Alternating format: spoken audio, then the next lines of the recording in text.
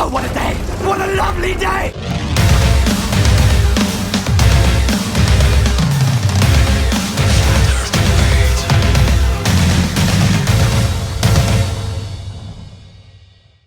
Welcome to Flat Earth Debate Uncut and After Show. I'm your host Nathan Oakley, and if you are new to this channel, or you've not done so already, then be sure to subscribe and hit the bell notification icon to keep up to date with the Flat Earth Debate. If you'd like to support the channel, there is a super chat that runs alongside each of these shows while they premiere. There's also a PayPal, Patreon and crypto link in the info box below the video. Speaking of Patreon, I'm going to do a quick shout out to all of you who do support me on Patreon. So a massive shout out of appreciation to Abraham Mohammed, Adam, Adrian Quintana, Alistair Main, Blue Ridge Ranger, Burn Flat Till My Stomach Is As Flat As The Earth, Chow Young Cat, Dank, Dave Rackier Gafford, David Robinson, David Wayne Foster, Daz Studio 68, Edwin Johnson, Erwin Jennisons, Felix Hung, Fireball X, God Rockin, Joshua Balsimo, Kirsten Smith, Liam Nedrick, Life is Short, Maria Neelands, Matt, Missouri Bear, Nagara, Nathan Thompson, Naibai, Rob H, Skeptic936, Steve ALM, Texas Mike, The Real Gabster, Tina Baker, Tom Herkins, Unbelievable Productions, and Windrider. So a massive shout out of thanks to all of you for supporting me on Patreon. Now we are joined by a fair few people in both Discord and G+, so I'll raise the mic on them and you can enjoy their dulcet tones while I set up for today's live show. Life, I mean, there's another 10, 15 I could add to this. So I'm just waiting for the common denominators to whittle down to about 7 or 8.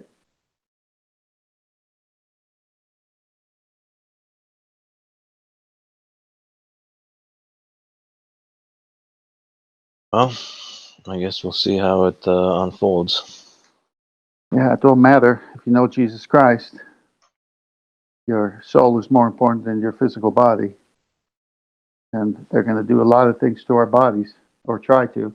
Let's put it that way, try to. But at the end, who would trade their soul for all the riches in the world, right?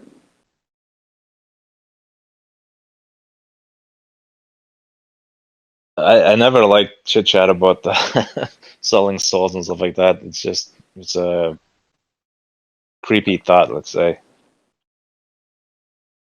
Well, it's not chit chat. People do it all day long. If I did everything I thought, and if I did everything my physical bodily appetites wanted, then I would be going against the very teaching of God as to subdue some of my passions, subdue some of my thoughts, and because I'm a sinner in a fallen state, and God is giving me a chance to be saved through his sacrifice of his son Christ. But then if I'm truly saved, I'm going to desire to live holy life. And not that I'm ever going to be perfect in this world, but it shows that something changed and God gave me a new heart. And that's what I look for. Proof of someone being a Christian is the ability to admit the sinful state they were in and repentance. Did you just say I've changed a lot. Did you just say that if you were to exercise some of your passions, you'd be a deeply sinful person? What kind of passions? I am a deeply sinful person. That's the whole point. So what kind of passions would they be then, 10th man? Let's hear. All kinds of passions. The same ones. Like what? The same. I'll answer it. I have no problem. When the same passions every human being has, I have, and some have been subdued, and some are being subdued because that thing in me called sin wants to do things, and I'm saying, well, that's not pleasing to God. With my new nature, of course, but prior to having my new nature, I desired them all. How beautifully vague and non-specific. Thank you for the detail. Well, do I need to get specific, or can't It's every okay. I'm not person gonna press you. imagine that I imagine what they imagine? Don't worry, I'm not going to press you for your deepest, darkest fantasies, 10th man. Don't worry. I'm just messing with you. I know it. I'm having fun with you. Don't worry. I'm keeping it clean. Let's put it this way.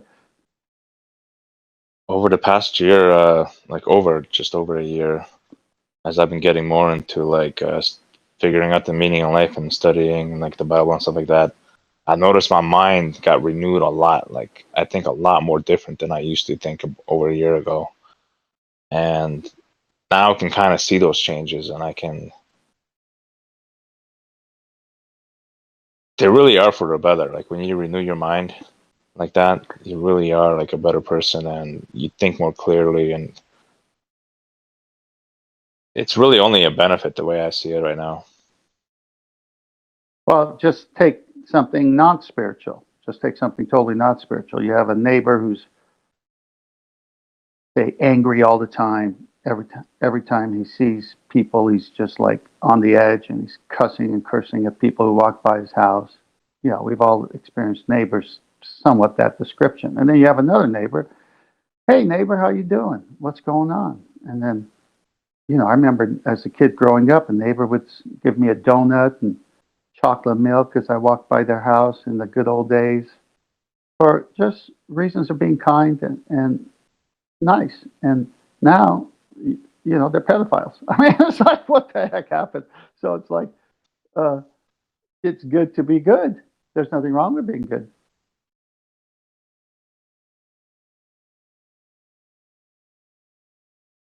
Yeah, it certainly is for the best to be good.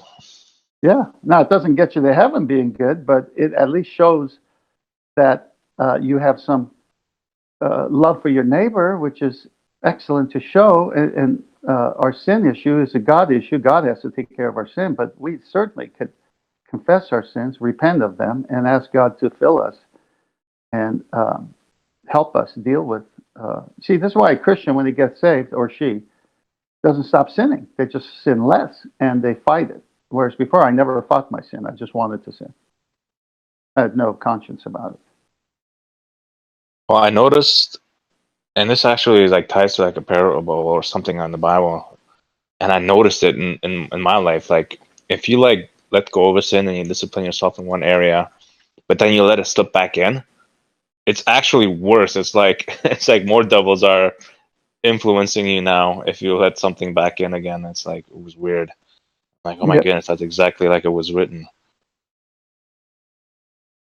I was born in sin. I can't help but sin. I'm a sinner. I relate to every human being. That's our commonality.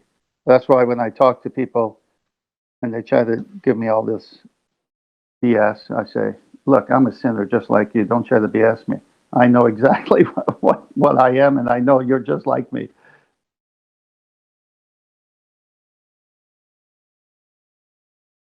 This is why religion is so religion in the sense that it's gone astray and taken the word of God and changed it. And you remember the Pharisees were, oh, you know, I don't do what they do, and they pretended to be sinless, which made them more sinful because of pride. And that's why it turns so many people off, because they're not dealing in reality. Every Christian is and was a sinner, and the was is because Christ took his place in the judgment. The is because he still is, because he's still got the body. And there's the flesh battling the spirit, as we're told in the Bible many times. And so you fill your mind, like you said, righteous with the scripture, and you strengthen your spirit because it's been revived. It's been born again, as the Lord said. And now you're able to fight the passions of the flesh, whereas before you didn't have a revived spirit. You couldn't fight the flesh because the flesh was the only thing you fed.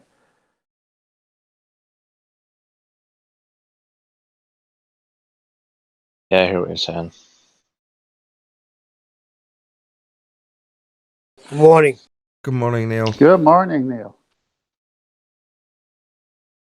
How's in New York, my friend?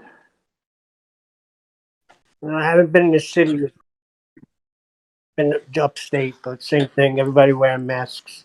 Everybody's scared. Now the new thing is the 2 weeks is going to be our Pearl Harbor. That was the quote. So the Pearl Harbor moment. Well, they hide all their money and their misdeeds and use this as a cover. Yes. It's what's happening while this is going on that we should be watching.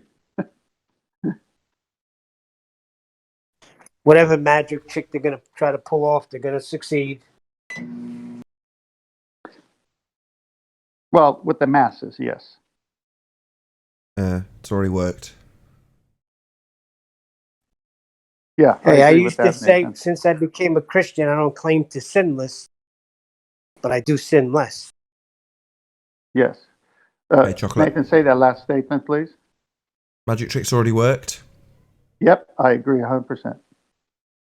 So it's a done deal now. It's anybody hoping as a conspirator to interfere with the magic trick? You're too late. Yep. On many levels, I agree. And for a couple of months, people will question what's going on. And while it was starting to go on, they might have turned to us. They couldn't for various reasons. No point in rehashing them. Whereas now, over time, they will accept their new normal. Exactly. And then in a year from now, people won't even remember. Yep. It's conditioning, right? Well, it just won't be the conversations that you could write about in 1984. You remember the time when we could all walk together hand in hand? No, we have to stand apart from each other. That's how it's always been. Good morning, guys. Hello, Hey, Choco. Morning, chocolate. is that Chocolate? I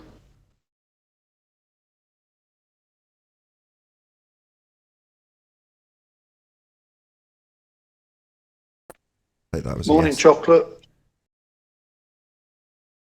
Good morning, sir. How's everybody doing? Doing good. Yeah, good man. Oh, Good great. man.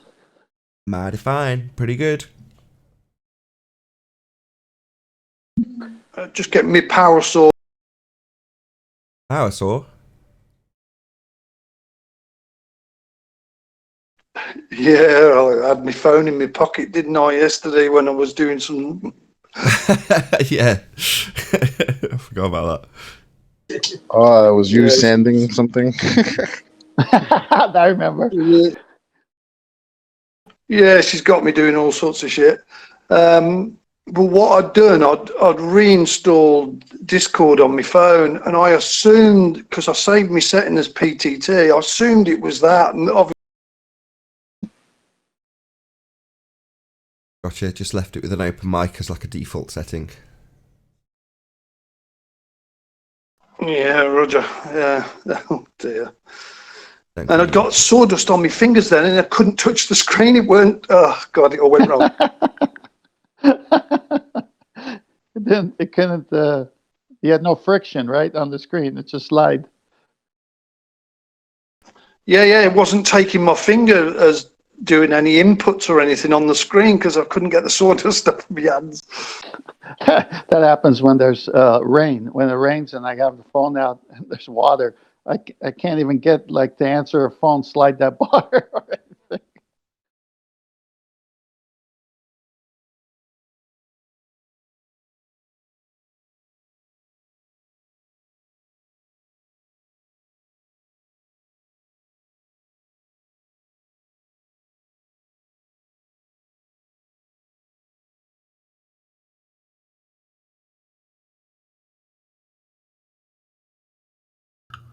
Nathan, I wonder if the Beatles were flat earthers.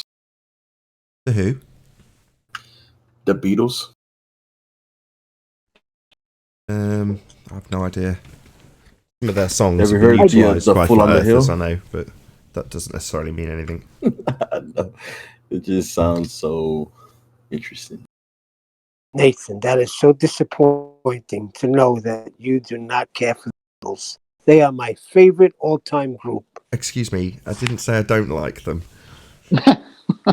I know what you said. I remember. I don't love them either, just they're alright. It's got nothing against the Beatles, doesn't mean just because I'm not a mega fan. You're vaguely being non-specific, Nathan. You must love and adore the Beatles if you've ever listened to them. No. No, that's not it. but they changed everything. There's no band individually. Yes, there's greater musicians, but put them all together and they had something going on. What about Elvis? There's that stony silence. Did you say Elvis? Did I say it? Yes, I did. They're all Yeah. part of the control system.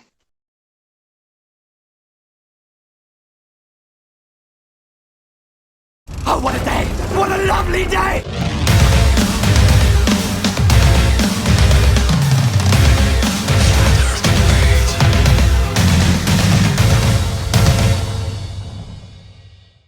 Welcome to Flat Earth Debate Live.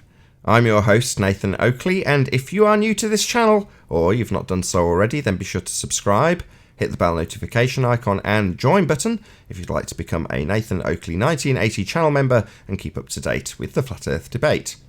If you'd like to support the channel, there is a super chat that runs alongside each of these shows while they are live. There's also a PayPal, Patreon and crypto link in the info box below the video. Most importantly, if you'd like to join the discussion, simply mute the page you are currently watching, then click the link in the info box below this video to join the panel and express your views on the nature of Earth.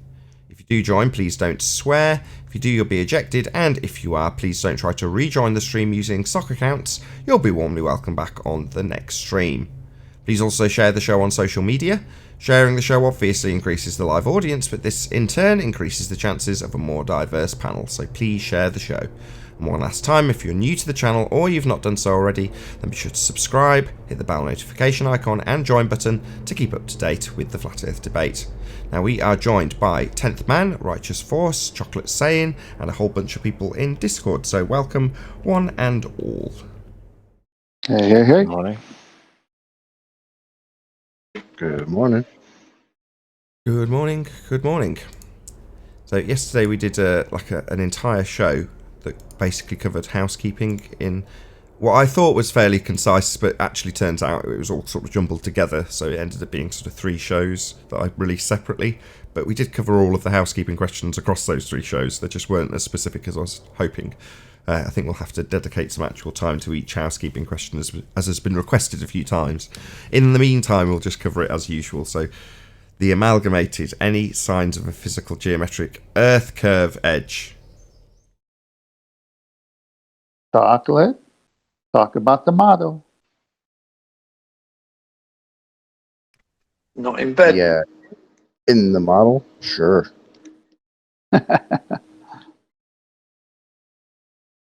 So for clarity, Yeah, we're I asking agree for with chocolate. In the model, but not Yeah. in reality. For clarity for audience members. There is an assertion we have Earth curve, and the only actual demonstrable Earth curve is in the model itself. Beyond that, there are no physical demonstrable evidences that we stand on a sphere. We don't. The Earth is obviously unobservably flat.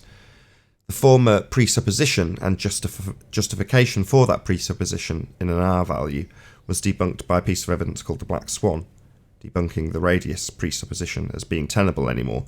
So you have no evidence of an Earth curve horizon geometric that it formerly was to demonstrate. So there is no evidence of Earth curvature. It's been debunked by the Black Swan, as has a lot of other things that are dependent. So any signs of axial rotation? Hey, Arwin. Any signs of axial rotation of the Earth-based variety? None. No, We do not move. the Earth does not move. We do. So there's an assertion that Earth spinning, and the claim proof of Earth spinning would be that we have a Coriolis effect observable from the ground, in the form of things like bullets and footballs. You from the ground seem to observe the ball. Football we'll use as the single example. You watch the ball being kicked, it leaves the ground, which is a rotating reference frame claimed to be a ball Earth that spins, and from the stands it looks like the ball takes a curved path.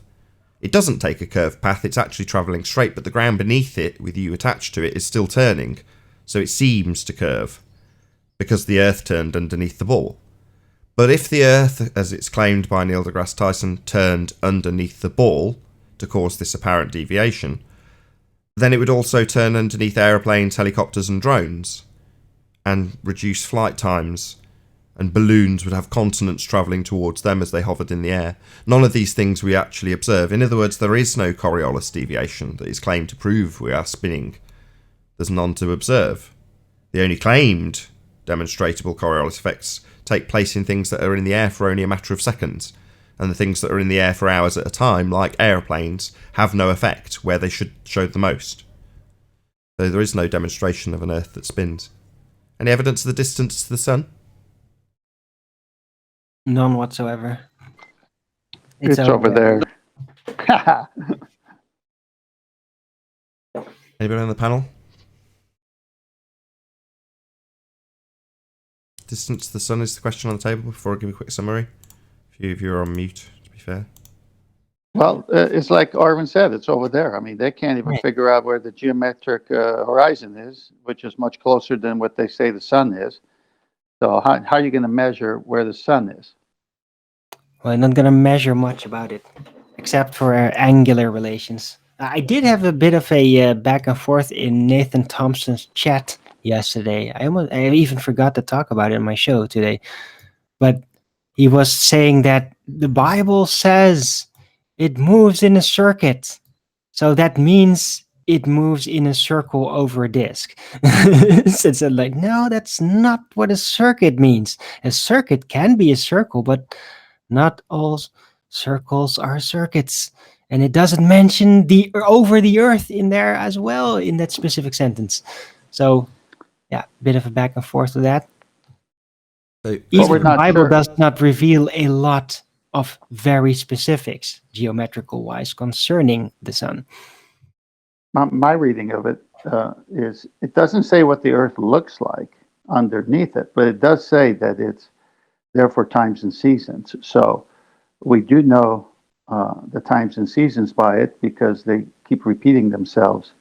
And this is how in navigation they know where every star and luminary is at all times. Okay, so without being rude, how does that relate to the distance of the I don't want sun? this to be debated. Any evidence of the distance to the sun? If there's a distance in the Bible, I'll accept that. Is there? No, I agree. There's no distance at all. Fine, no worries. Let's just give the summary and then move on.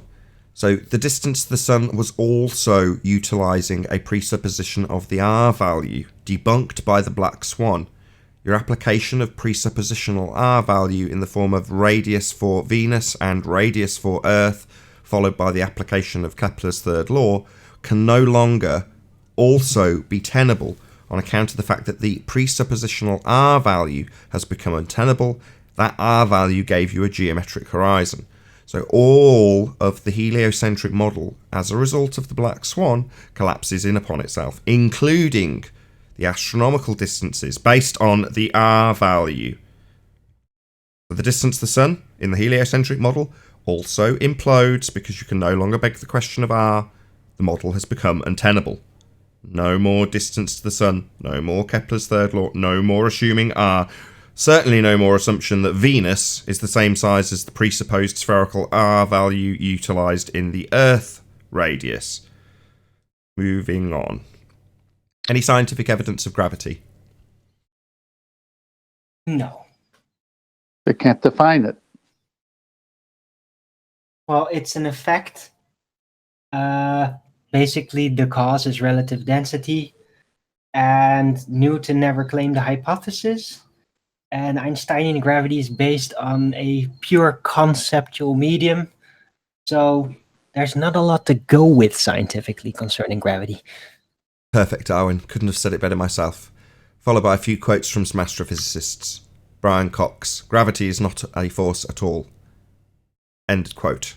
Or George Musa. Well, apparently... Go on. Apparently there's a guy named Neil Raid says gravity is a force, and he called me a moron. He said he owes 2 degrees from Rice University. He says, and applies physics and astronomical theory. Okay. I told him to get his money back, but... It's one question you can ask him. Just say, show me. And then if he immediately reverts to his fundamentalist religious belief in a sphere, point that out to him. Say, don't beg the question. Don't utilise your fundamentalist religious belief to prove your fundamentalist religious belief. Or quote him, George Musa. Gravity is not a force. I've noticed Or that what people keeps us from on the ground? Rice, We're more dense than the air that we're sat in. It's that simple, correct? Yeah, that's simple. Okay. to my friend who had the discussion with the person from Rice University, anyone with that degree is puffed up. Yeah, I told him to get his money back. I mean, if he still think that gravity is a force, he's definitely hasn't caught up to the new red. Yeah, it's 100 years out of date. So, yeah, he's keeping up with 100-year out-of-date pseudoscience and not parroting the current pseudoscience, which is the bending of a conceptual medium, summarised by Arwin earlier, described mathematically as pseudo-Riemannian force space, length, breadth, depth, and time, time being conceptual. However, they have this conceptual fourth dimension being bent as... you can bend concepts? No, you can't. Nevertheless, in this idea mathematically, they bend this concept of fourth dimensional space-time, and this gives rise to a not actual force. But it's not a force. It's not forcing anything to do anything. Just a concept. Moving on. It would take abstract science of numbers to come out with an abstract. Yeah, it's not physics. Exactly, it's mathematics. It's abstract. Precisely. Well summarised. Any single viable hypothesis from any of the fields of astronomy, cosmology, or astrophysics? I think Michio Kaku said it best. Where's chocolate when you need it? yeah, go on, chocolate. Where's the quote? Because I don't know it. See the pants? You know the full quote, though? None of us know the full quote off by heart because we're so dependent on chocolate to just parrot it off each time. Chocolate! Ah, finally. What? The quote? Yes, Which one? Michio Kaku. Oh, in science, we always say that you make observations, you have a theory, you make more observations, and it's a very, very tedious process. Wrong. Nobody I know of in my field uses the so-called scientific method. In our field, it's by the seat of your pants. It's leaps of logic. It's guesswork. Yes. Thank you. Unquote. Michio Kaku. Yeah. Yeah, guesswork is what you're doing when you're applying astrophysics to the lights in the sky. And mathematics, abstractions, not physics, not the physical, not real. Pseudoscience, guesswork, leaps of logic. Unlike science, empirical establishment of cause through systematic experimentation. Empirical. Useful that real science is empirical. Because if you're doing leaps of logic and guesswork, best call that science and people will believe it's true. When it's not. We move on? And No. Yeah, They're going just deeper for into the science. little ballers like M. Scott Veach want to message me after quoting something like that, trying to tell me, oh, you didn't understand what he was saying. Well, no, I speak English very well. I understood what he said, and everybody that heard him say what he said understood it. So thank you. Don't blame me because your little pseudoscience is getting destroyed by your own scientists. Okay? Thank you. Okay. Speaking of M. Scott Veach, son of an astronaut, any evidence that you can have gas pressure without the necessary antecedent of a container for the gas to press upon? Nope. But they can't demonstrate it. There's no way to test it. Wait, hold on. Whether that's even possible. Nathan, are the walls of a container considered a force? According to M. Scott Veach, they are.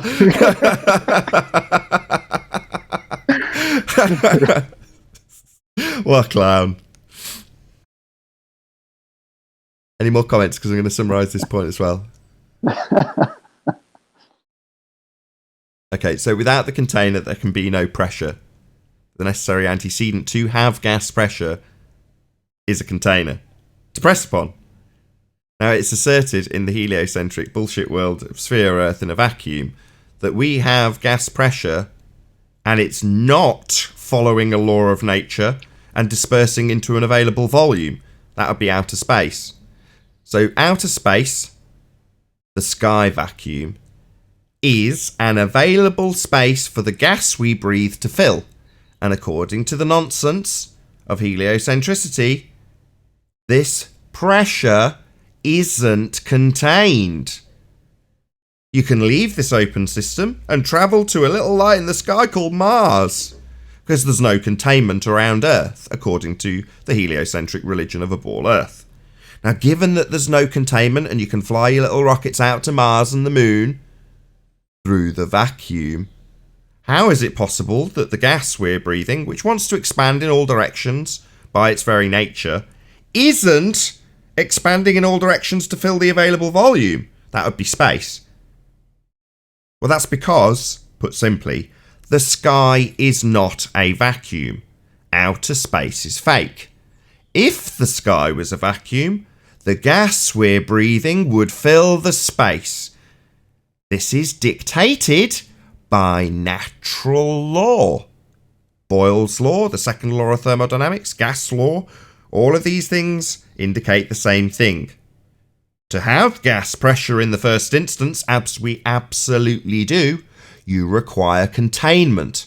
And without the containment, as alleged by a bullshit religion called heliocentrism, you have an open system not following the laws of entropy. Ergo, the sky is not a vacuum. If it was, we wouldn't be breathing. So outer space is fake.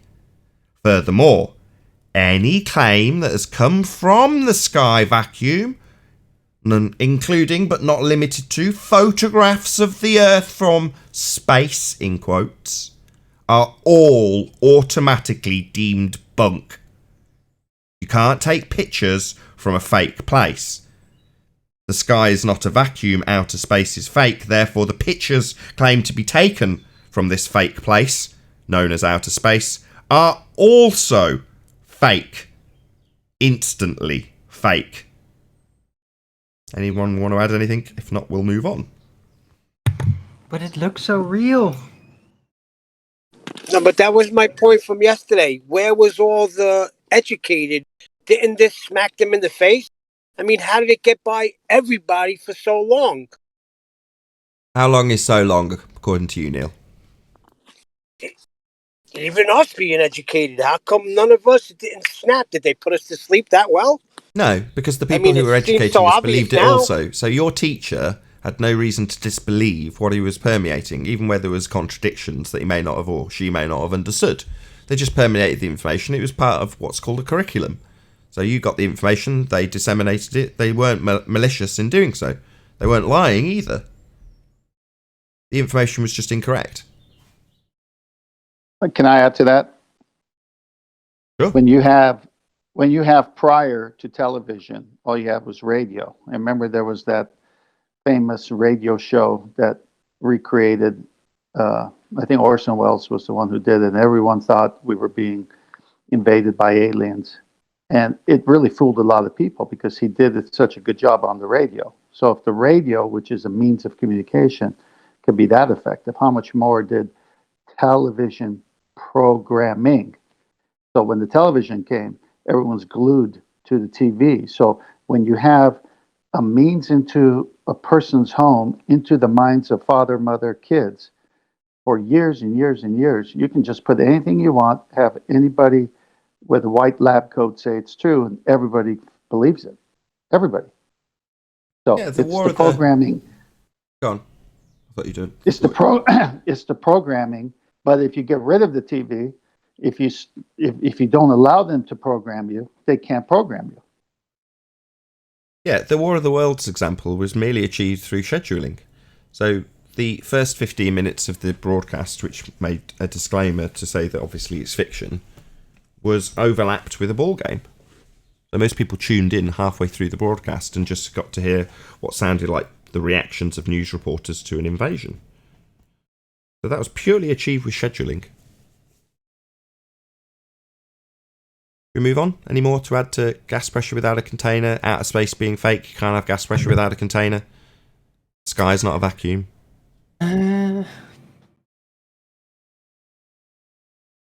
A pipe is a container right? Yes. Also, a pipe is a container. That's correct, Chocolate. Thank you for adding that. Yes. So No what if problem. the gradient just keeps on going thinner and thinner and thinner forever? A Does that make gradient, any sense? a How gas. do you have that gradient? Yeah. Let me just answer him quickly, just to get it done. A gas pressure gradient is a delta of gas pressure. Right. And to have gas pressure, you must first have the antecedent of a container. So it follows like so. Container, gas pressure gradient. So an appeal to a gas pressure gradient in no way addresses the fact that in order to first have gas pressure, you would require a container. So you can't have a gas pressure gradient without a container either. And if someone says otherwise, just say, can you show me a gas pressure gradient without a container?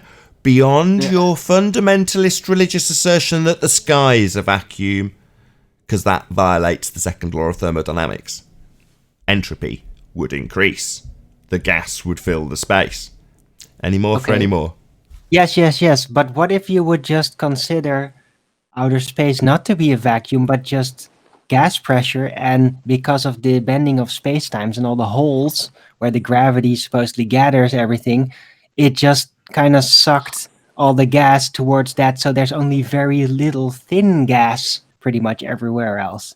Well, that's So nice. then You there can- would be no claim of not having any gas pressure within the container of the universe. It would just be really thin out there and much thicker over here.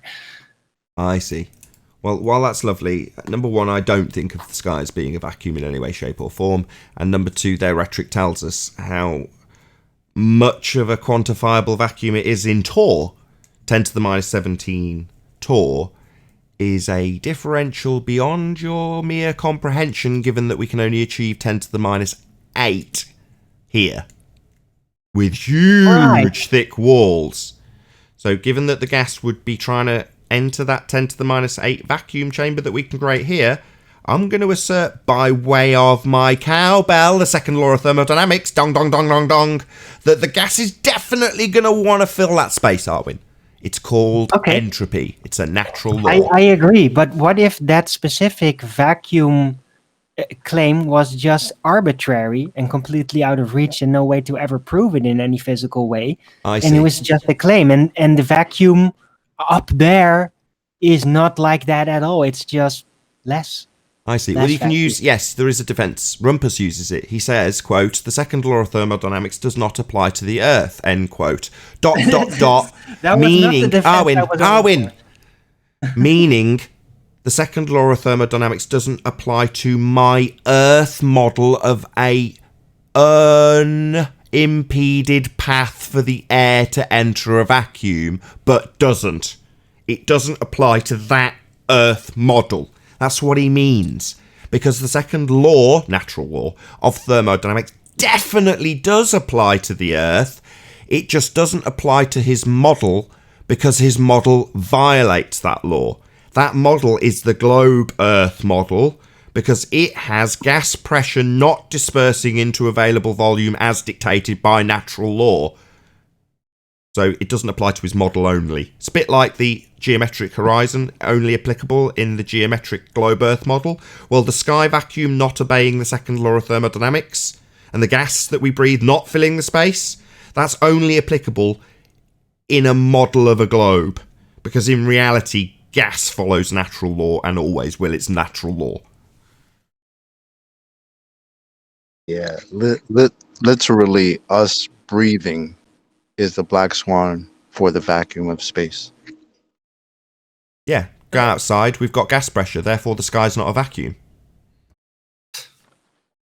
So what if whoever supposedly determines what it's supposed to be, what if that number was just moved along, just like how they moved the supposed distance to the sun and all that during the Copernican situation? They kept on moving the distance. What if they just say, wait, the vacuum, no, it's definitely not that. We don't know why we were putting that that bar that far. It's actually much less. It's much closer to the higher ups of the gradient. I understand where Arwin, you're it leading me. still, Hold it on, I've still just doesn't tweaked. answer the question. I've just tweaked I'm sorry. where Arwin's going. Yeah, that's right, Arwin. Yes, that's correct. You can arbitrarily change any of the values you like in a model. For example, you can claim that the sky is actually a 10 to the minus 17 Tor vacuum. That's what you can claim you look at when you look up at the twinkly lights at night time. What you're actually viewing is a 10 to the minus 17 Tor vacuum. Because in the model, and they claim the model is reality, that's what the model says the sky is. It isn't. It's preposterous. The gas we're breathing would fill the space. That's natural law. But in the model, you can say it's 10 to the minus 7. You can say it's 10 to the minus 18. Or 16. You can just arbitrarily change a value and then work the maths around it, because it's just abstract. It's maths. It's not reality. The sky is not a vacuum, no matter what a model says it is. All right. Yeah, I was going to say, it still doesn't answer the question of how we have gas pressure to begin with, which takes pressure against the sides of a container. It's the antecedent. This is what we know. If you're going to use natural law, this is what we know. Now, if you're going to do a model, then you can, I guess, get rid of natural law, and then you're in fairy tale land. Well, thank goodness for those pioneer gas molecules that decided to ignore natural law and do what the fuck they wanted to do and stay right here. Yeah, those pioneering, bra-burning gas particles that said, no, we could just keep going as we are, but we are going to stop here at the Kármán line, have a little party, and rebel against natural law. Rebel gas. Rebel gas. Praise be to the rebel gas, because if they weren't rebellious, the sky couldn't be a vacuum. Oh, what's that? Gas has no sentience? It doesn't decide whether or not it's just going to continue moving at high speed in all directions until it encounters something to bounce off. So if it hadn't got anything to bounce off, it would just keep on going into the sky vacuum indefinitely, leaving us with no gas and death. Yeah, we're not though, are we? We've definitely got gas pressure, so we've definitely got the antecedent of a container as opposed to an open system and a sky vacuum. Anyway, let's move on. Any evidence of Earth radius, the R value? Nope. That went bye-bye. Yeah. The R value is a 2019 assumption that was justified as being reasonable. Now it's been debunked and demonstrated untenable by the Black Swan. You can no longer arbitrarily justify the use of this presuppositional value called the R value, Earth radius, because, according to your measurements, you would have an R value that's the circumference of Earth in place of the orbital path of the Moon in your model, based on the calculations utilised to give you a physical geometric Earth curve edge formerly known as the geometric horizon, also called, when utilising mathematics of geometry, called Earth curve. So that Earth curve was the presupposition of the R value giving you a geometric horizon, which you don't have. It's been debunked by the Black Swan, collapsing in upon itself all of the assertions of the heliocentric model, which start and end, live and die, based on the presupposition of the R value. And it's been debunked, fundies. Black Swan. Black Swan.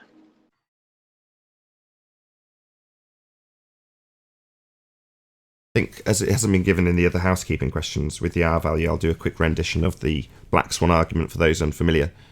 If the Earth was a sphere with a radius of 3959 miles, then every distance to horizon measurement must be no more than 1.2 times the square root of the observer's height in feet. The distance to horizon in the Black Swan image is orders of magnitude beyond that which is laid down by the geometric claim to be certitude of the geometric model. Therefore, the Earth is definitely not a sphere. If you were to take the Black Swan's horizon and calculate it out with their horizon dip measurement, you'd end up with a sphere that is the size of the orbital path of the Moon. That's where your equator would be, where the current claim with the massive distances and how far away they claim the moon is. That's where your equator would be. That would be the edge of your sphere.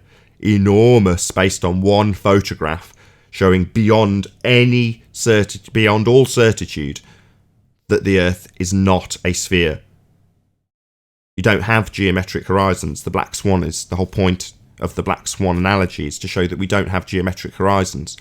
And the defence to this from the fundies is you don't have geometric horizons, they're all refracted, debunking any assertion that we can do geometric measurements with this position called the horizon, formerly a geometric sphere edge, based on the R value. It's all been debunked. It's totally untenable as a model. The R value is dead. R. They got problems. They have major problems.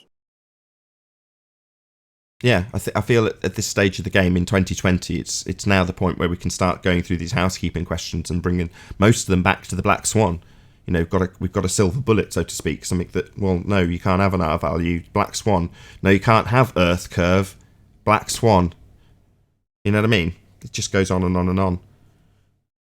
So I like that it's kind of been blowing up. Like last week, I called the moon the Selenian eclipse, the Black Swan of eclipses, because that's an impossibility on their globe model. And I think it was Mr. Thrive and Survive did a video calling, basically calling what he did in the video the Black Swan, the lunar Black Swan, is how he put it.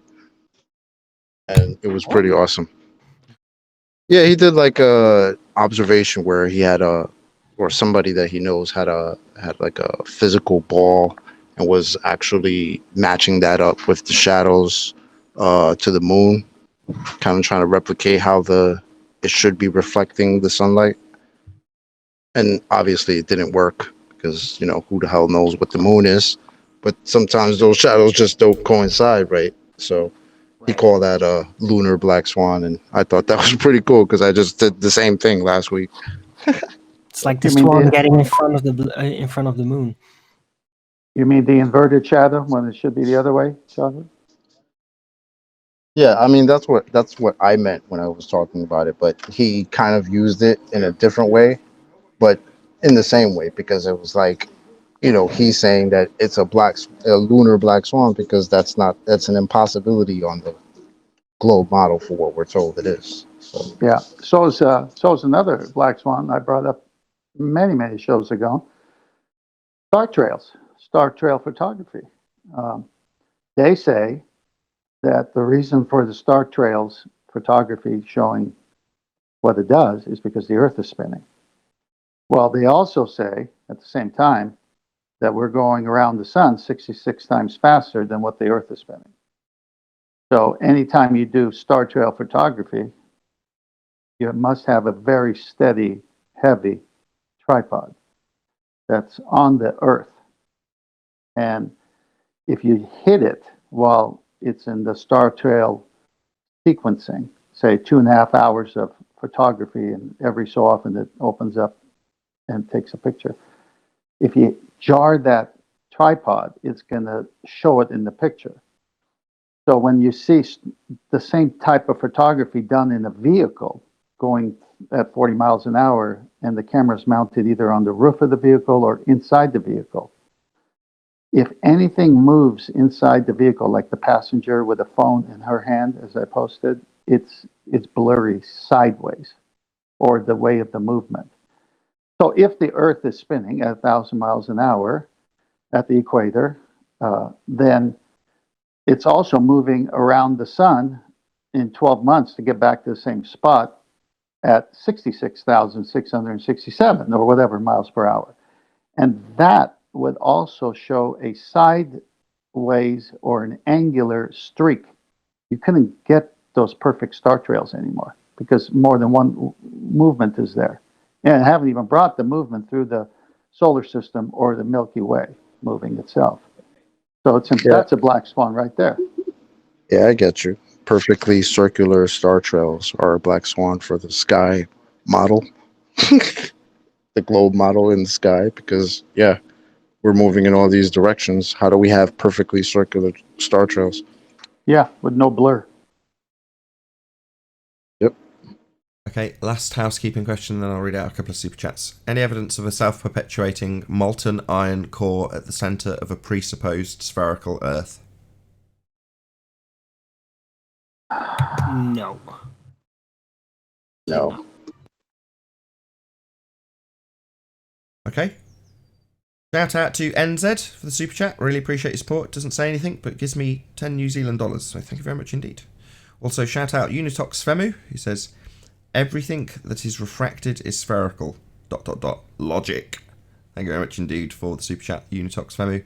Also, shout out to FE News. He says, glad to see your live streams showing up again. Me too. Definitely very pleased about that, FE News. In fact, I can't express how delighted I am that I've actually got a decent audience for a change on the main channel during this live show. So yes, I really appreciate you highlighting the fact that we actually are appearing in the live streams for subscribers. Not that that should be something to be joyous about. That should be standard fare. I won't moan. Grateful for small mercies. Thank you very much for the super chat, FE News. Also, Passaway Toe says, virus not contagious. Scared people are too funny. Thank you very much for the super chat, Passaway Toe. Really appreciate your support. Nathan, were you able to see the video that Burn Fat till my stomach splatters the earth put up on Alberuni? No, I haven't. Oh, that's the kind of thing I'd right on my street. No, I haven't. You should. He did a good job. Anyway, I'll just leave it there. So you can watch it. He posted it yesterday.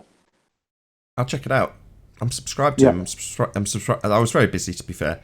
I've been rattling out more videos. You can tell when my numbers are down because I'll typically react pretty quickly to it and churn out more material. So I don't know. I'm reaching the point now where I'm like, okay, to try and keep my numbers in line with what they were before we were slightly censored or completely censored in the case of when it was live streams 2 weeks ago. I've tried to combat that. In other words, I've tried to keep my numbers as consistent as possible, which simply means if you're reaching less people, your numbers go down. Therefore, obviously, you've got to put more material out. So that's what I've done to try and keep it in line. But now I'm like, okay, I'm reaching the point where I'm going to start burning out. I know I'm doing more than I should be. I'm doing it non-stop all day, every day. I do enjoy doing it, but by the same token, I'm just doing too much. So it's one of those, I'm going to have to eventually resign myself to the fact that I'm just going to reach less of my subscribers with these videos, and therefore I'm going to take a hit no matter how much I try and work to avoid that. And I have done, since this has happened, I have mentioned it quite frequently because I'm constantly trying to evade that sort of detrimental hit that my channel's going to inevitably take, it seems, unless I want to burn out in the process, which I don't.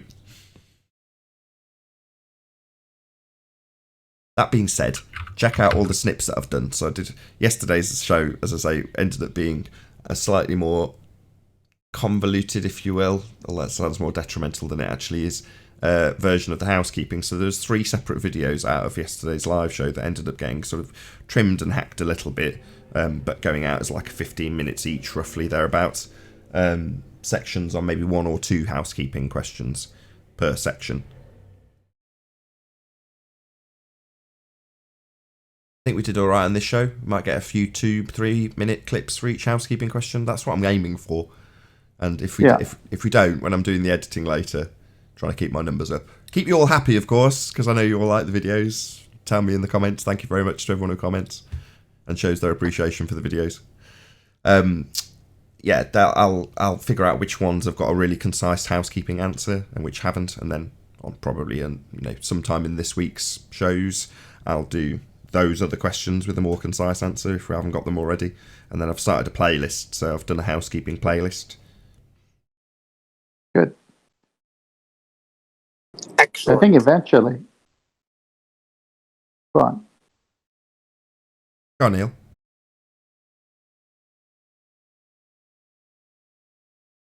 I said excellent. Oh, cool. Yeah. I think it's worth doing. I've never felt that we've got to the point where the answers are concise enough, or they've got a rounded off enough answer to stick in a little video. Whereas now, I think we're at the point, especially more than anything because of the Black Swan, where there's no uncovered angles. Unless someone can tell me, maybe that would be something useful from the Discord server. Let us know, Discord server as a whole, not all at once, hopefully. Is there any angles in the housekeeping question that you think that aren't actually covered If you had a good knowledge of the housekeeping questions, could you defeat all arguments against the globe, or are there angles that are still left open to, a way in?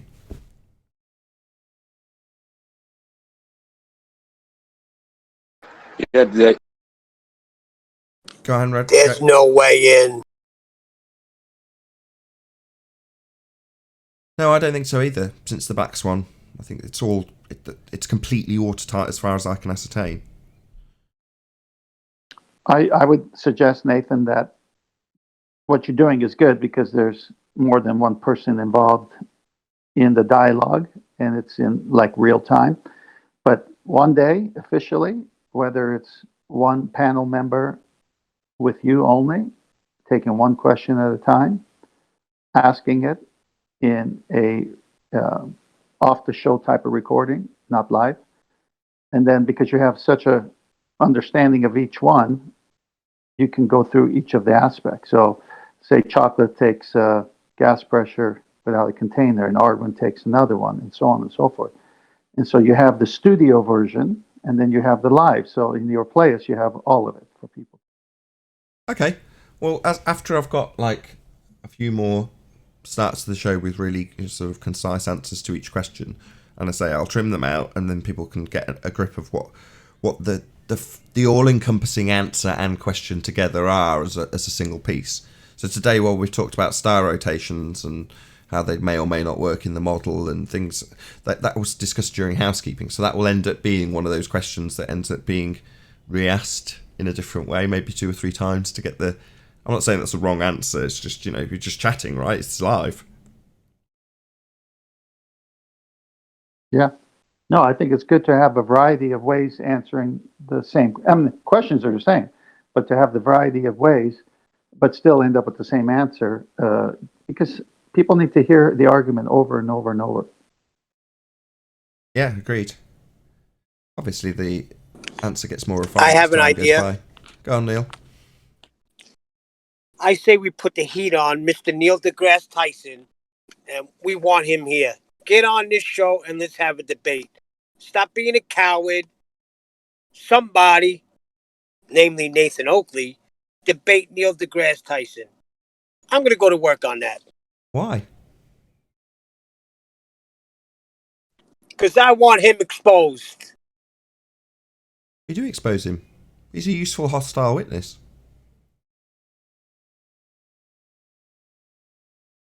I still would love to hear him stutter and stammer on this show.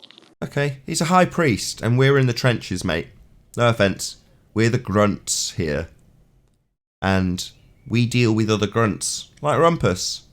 Well, Rumpus is more than happy to, as a faceless troll, essentially lie. Claim that the second law of thermodynamics doesn't apply to the Earth, when in reality it only doesn't apply to his model because it violates it. He can say things like that.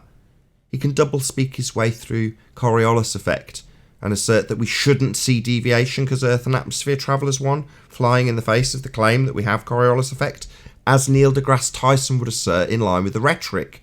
The high priests get to argue with no one, just put out the rhetoric without challenge or with a sycophantic interviewer. Well, when you're doing that, they're only putting out the actual rhetoric. We have Coriolis effect. Earth turned underneath the football. How long would he last here with that argument? Most of the arguments we have with Coriolis effect are to tie our opponent to actually understanding and declaring what Coriolis really is, because most of the time they're arguing against it, when it's the claim-proof Earth spins. Well, you can't do that if you're Neil deGrasse Tyson, so he's never going to be in the trenches. Sorry. Just reality. Pissing all over your bonfire, aren't I, Neil? Sorry. It's the same thing with A.T. Young, Andrew Thomas Young. It's the same thing with Neil deGrasse Tyson or Michio Kaku or Brian Cox or any of them. They're perfect hostile witnesses for us. They doublespeak. They have it in print or media. We get to use it. The ballers have to defend it. They get embarrassed. Let them get those guys on their show so we can have more material. Yeah, let's not lose complete hope because, every once in a while somebody will grace us with their presence and give us a wonderful quote, such as, "Gravity is not a force, but you can think of it as a force." Mr. George Mooser. Meanwhile, you've got people like Rumpus asking me if I understand the difference between the second law of thermodynamics and the entropy law. The second law of thermodynamics is the entropy law, but Rumpus can come here and convolute that and make it seem like they're separate things, even though the second law of thermodynamics is the entropy law. He'll ask me if I know the difference between the two, or ask me if a demonstration of entropy is actually my belief. That's what he can do because he's a grunt in a trench. So it doesn't matter if Rumpus is proven to be totally contradictory of himself, because the mainstream rhetoric remains the same from the high priests. They could never be challenged, though, by someone like me. That's unspeakable. You've got to be joking. No. Leave me and us to deal with the double-speaking fundy zealots, who will contradict the narrative. Because what do I do with what use is some faceless twat like Rumpus when I hold him up in an example of him contradicting himself, or declaring with all stupidity that the second law of thermodynamics doesn't apply to the Earth? What does that mean to your average Joe? No, they want to see Neil deGrasse Tyson held to that task. So we don't get fed Neil, we get fed Rumpus. Rumpus meaning to cause a disturbance. That's all he's here for. Cause a disturbance amongst us. While we make it plain that the natural laws apply to nature, he'll ask us if we don't know the difference between the natural law's name being given as the second law or being given as the entropy law, one and the same thing. Because he's a fundy double speaker. deGrasse Tyson, on the other hand, has got to toe the line. Give the actual rhetoric. Earth spins underneath the football. As I say, we'd spend an hour getting to the point where they accept that Earth turns underneath something, because according to them it doesn't, even though the whole proof of Earth spin is a Coriolis effect that they argue about not having, because they can do that in the trenches. If I prove him wrong when he declares that Earth and atmosphere travel as one, even though gas is unbonded, what does that win me? A win against Rumpus? Who gives a shit? The guy's a nobody. Neil, on the other hand, if he's proven wrong, that has detrimental effects on the general public. Unlike Rumpus being proved wrong, he's an absolute nobody. Well, we had a taste of this when Sleeping Warrior was effective in getting Fight the Flat Earth to interview George Musser. And it was George Musser would never come on this show, but he went on Fight the Flat Earth show. And next thing you know, he became a good witness for us because he said everything about gravity was magical. And it's a non-force force. And it just was a big win for Flat Earth. And that was a lesson I think they learned. So if you have Rumpus, who says he's in email dialogue with Andrew Thomas Young, and I can't call it looming anymore. Okay, great. It's already worked there because you've been misrepresenting what looming is. And then A.T. Young also double speaks, and he misrepresents looming as well. So you've got how many definitions of looming now? Right. Andrew Thomas Young, again, useful, part of their rhetoric. Shout out to Unitox Femi, who says something about Rumpus going on his own show and having a lack of sex. It's gone off my screen now, my bad. Thank you very much indeed for the super chat. Well, I can only dream because you see him sitting across Joe Rogan, and if there was a Nathan Oakley there instead of Joe Rogan, or a quantum eraser, I would love to see how that turned out. Yeah, someone like Joe Rogan might cross my path. That's not beyond the realms of possibility.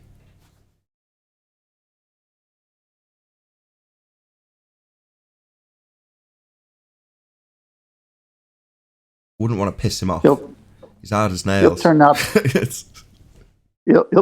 the same, Neil. It's going to turn out the same way it turns out with the Rumpuses and Xanax. Because they're using the same arguments. Where necessary.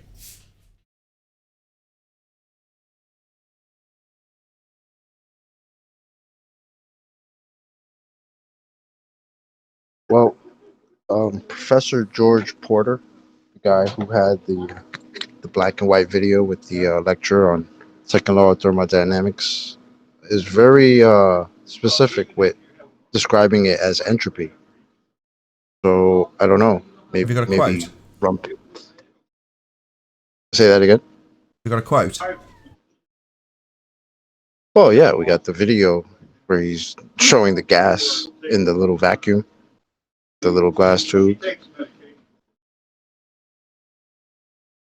I mean, I just can't remember him basically describing it and showing it, demonstrating it as the second law of thermodynamics, aka entropy. So I don't understand what the confusion is with Rumpus. There isn't. It's just, as I say, as a grunt, he's in a position, privileged if you want to deem it that, to double speak and lie around the rhetoric where necessary. You know, gas travelling as one, not giving you deviation.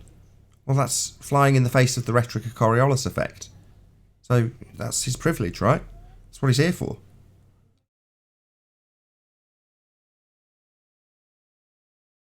Okay. Like I say, Yeah, I think we're that's, wasting our time with these grunts like Rumpus.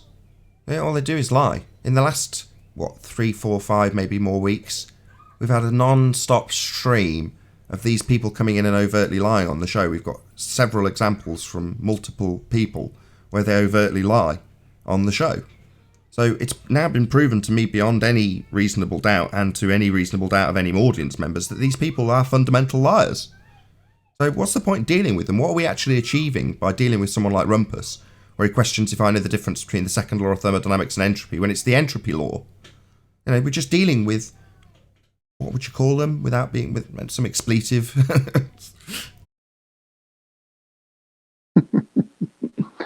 well, they all violate the law of non-contradiction. Gas traveling is one, and yet gas moves in all directions. So you can't have both. I'm kind of asking, it was rhetorical, but I'm going to make it into a proper question. What is the use of people like Rumpus? What purpose does he serve us?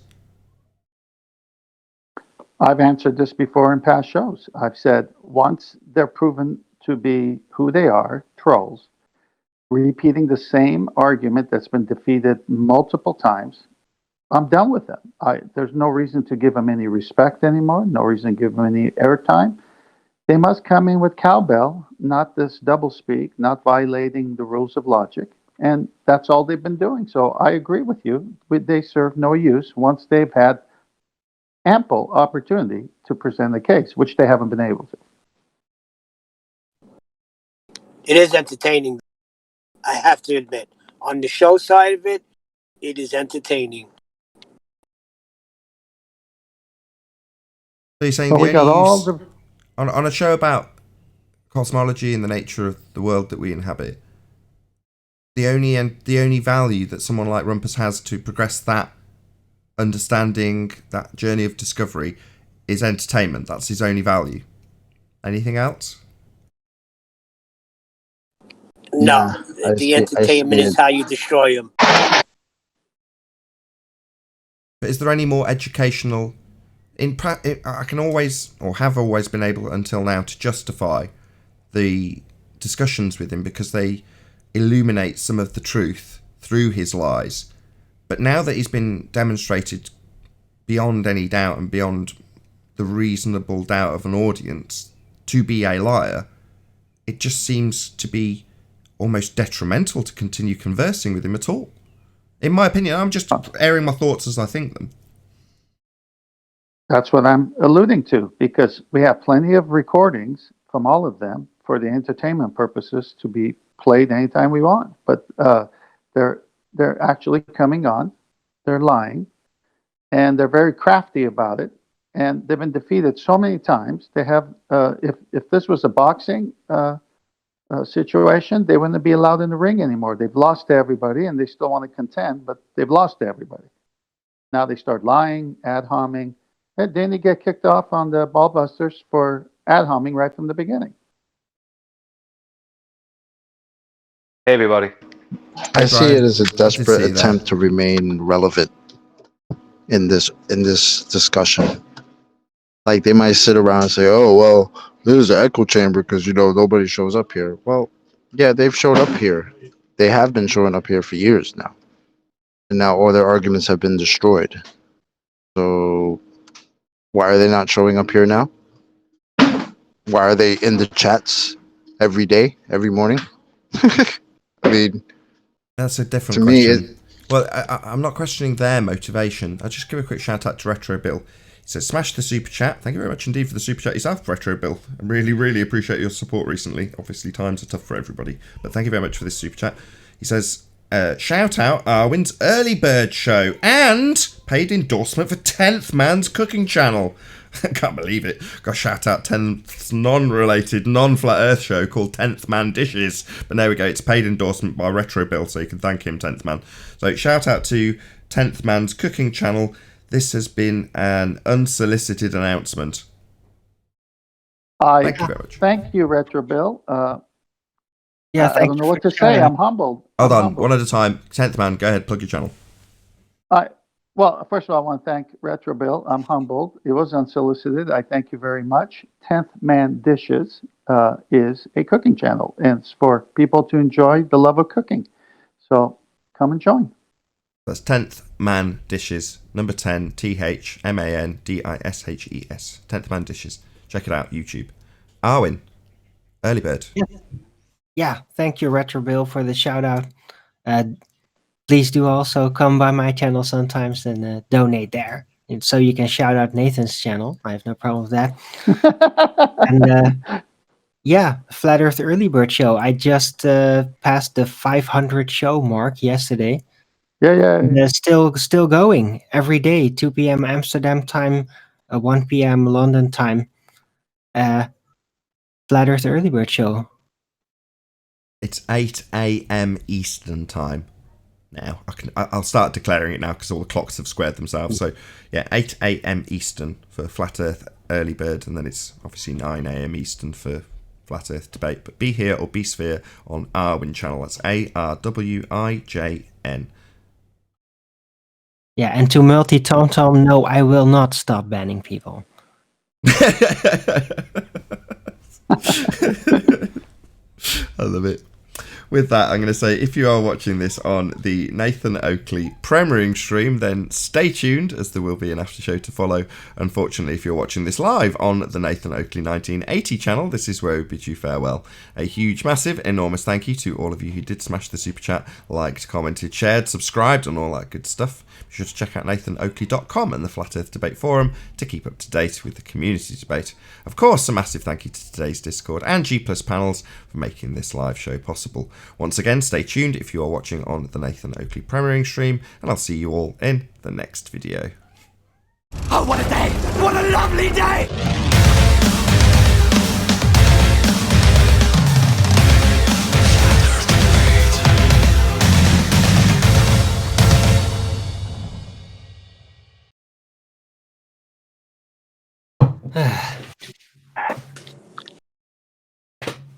What are you huffing and puffing about, Arwin? Oh, it's just that I don't know. Well, yesterday's shows was already kind of Hold on, heated. someone in Discord's feeding back. Light Energy, can you pop yourself on mute or turn your speakers down? Thank you. Go ahead. Sorry, Arwin. No, I was just being a bit puffy because, well, I'm just so pissed off and I can't really hold back anymore on my show, you know? So I rarely even get to the flat earth part now because I'm just like annoyed by things that are happening in society, and yeah, you know how that goes. Kind of. What are you annoyed about? Without too much detail. 5G. Oh, Corona God. Here we go. Yeah. No, but I'm not gonna. I totally get your sentiment. And that's really what my response is too. Except for what it doesn't seem like this nonsense is gonna stop anytime soon. So sorry, just so I can square your position on 5G. Are you conspiratard terrified of 5G or not? Well, I don't like a technology that is technically illegal and still being used, and I don't like that it literally kills all life in close proximity to Oh it. my So, God, you bloody fear-mongering porn idiot. What are you babbling about? babbling about 5G is, sorry, even 20 years going to fry ago. me? What evidence have you got that 5G is going to fry my brains? This is just fear porn for conspiratards, Arwin. No, it's about the details. It's about the electromagnetic spectrum that is being applied with this technology that is like everything else. You know, there's a very little band that has been used so far, frequency-wise, with radio and everything that came after that. Well, this thing applies all frequencies, and it's all a matter of how intense it gets. Because if it does, it will fry things. Show me these studies. Oh God, I have to dig up that book again. There's several people that have worked on that for a long time. And these studies, are they going to be with the arbitrarily classified microwaves that have got a very wide range of frequencies, or will they specifically be with 5G millimeter waves? Well, 5G technically during that time hadn't been applied yet. Oh, so no. So it won't be 5G. Technology was in development. That'll be a no then. So no. No studies. Nothing showing me that this is going to kill me then. Just fear porn for conspiratards then. Well, how about just empirical on the street result? Like, hey, a thing is installed. There's a living tree there. Oh, a week later, it's dead on one side. That kind of shit. Can you show me that? Video. It was on GeoShifter. Just watch GeoShifter's I've seen GeoShifter's video.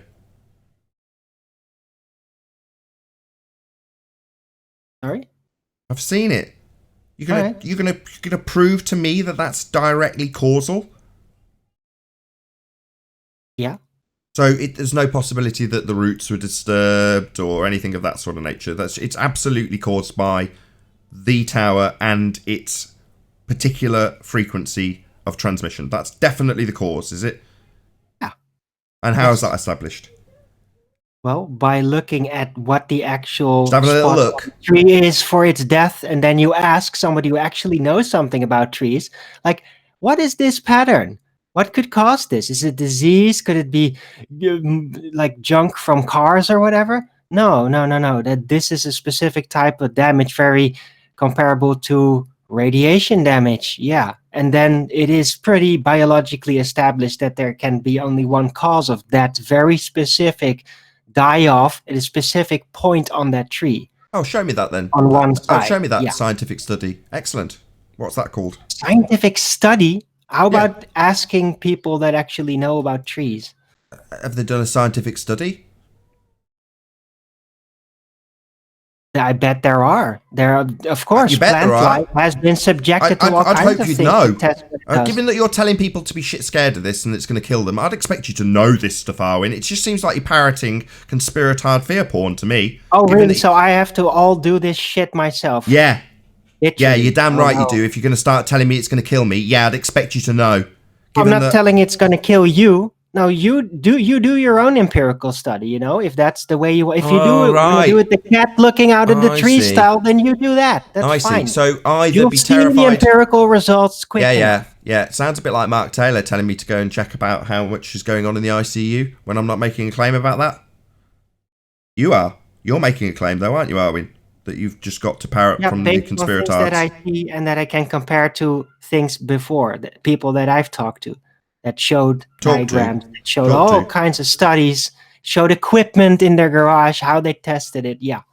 Show me those studies and how they relate directly to 5G. Really? Oh, yeah. Well, I made a recorded journal of that. Oh, of course. Sorry, don't get defensive, Arwin, while you tell us that we're going to get killed. Oh, I'm just saying that it can. I have an idea. You have a drone. Hey, you want to do something? You want to do something or you don't? I wasn't making any claim about this. I'm definitely not telling people that they need to be scared shitless of 5G towers, but there are plenty of other conspiratards out there that are telling people that. And also simultaneously moaning that there's not been any studies done. So let me get it straight, Fundy morons.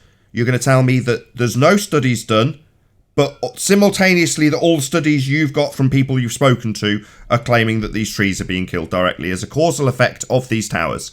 All right. You can literally see it.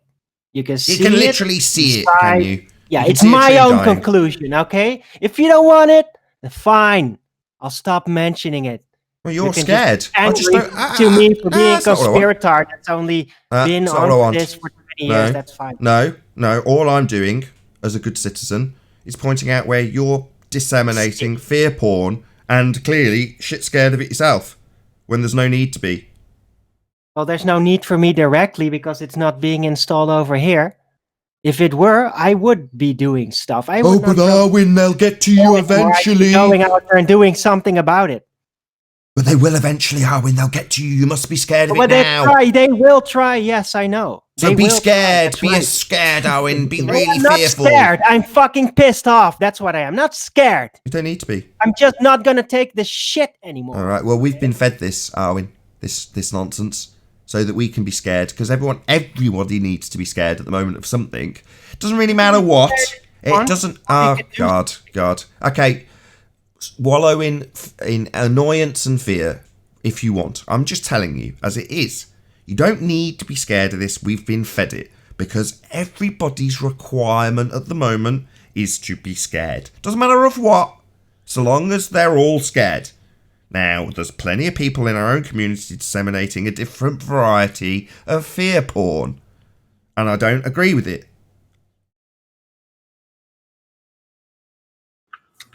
All right, when I have a suggestion you can do, maybe you have a drone.